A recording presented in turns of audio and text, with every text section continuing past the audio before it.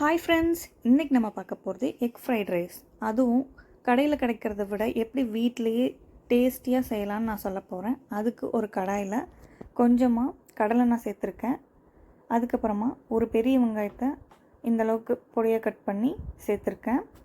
இது நல்லா வதங்கணும். இந்த வெங்காயம் நல்லா வதங்கினதுக்கப்புறமா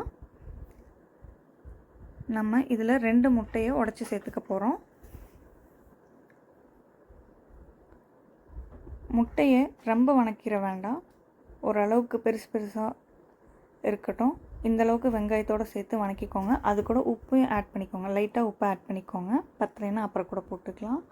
ஆட் பண்ணிவிட்டு இந்தளவுக்கு ஃப்ரை பண்ணிக்கோங்க. அதுக்கப்புறமா கொஞ்சம் பெப்பர், 1/4 ஸ்பூன் பெப்பர், சீரகப்பொடி 1/4 ஸ்பூன், அதுக்கப்புறம் மட்டன் மசாலா ஒரு 1/4 ஸ்பூன் எல்லாத்தையும் சேர்த்துட்டு நல்லா இந்தளவுக்கு ஃப்ரை பண்ணிடுங்க. அதுக்கப்புறமா கொஞ்சமாக கொத்தமல்லி தலையை சேர்த்து கிளறிக்கலாம். அப்புறம் இன்றைக்கி நான் எடுத்துருக்கிறது லெஃப்ட் ஓவர் ரைஸ் தான். இன்றைக்கி இருந்துச்சு எங்கள் வீட்டில், அதனால் எடுத்திருக்கேன். அதை இந்த முட்டையோடு போட்டு நம்ம நல்லா பரட்டிக்கலாம். இந்த ஸ்டேஜில் நீங்கள் நல்லா கிளறிட்டு உப்பு கொஞ்சம் உங்களுக்கு பத்தலை அந்த மாதிரி ஏதாவது இருக்குது அப்படின்னா உப்பு பெப்பர் ஏதாவது சேர்த்துக்கலாம். நான் எதுவும் சேர்க்கல, உப்பு மட்டும் கொஞ்சம் பத்தலை, அது மட்டும் சேர்த்துருக்கேன். அதுக்கப்புறமா இதை ஒரு பிளேட்டில் ட்ரான்ஸ்ஃபர் பண்ணிடலாம்.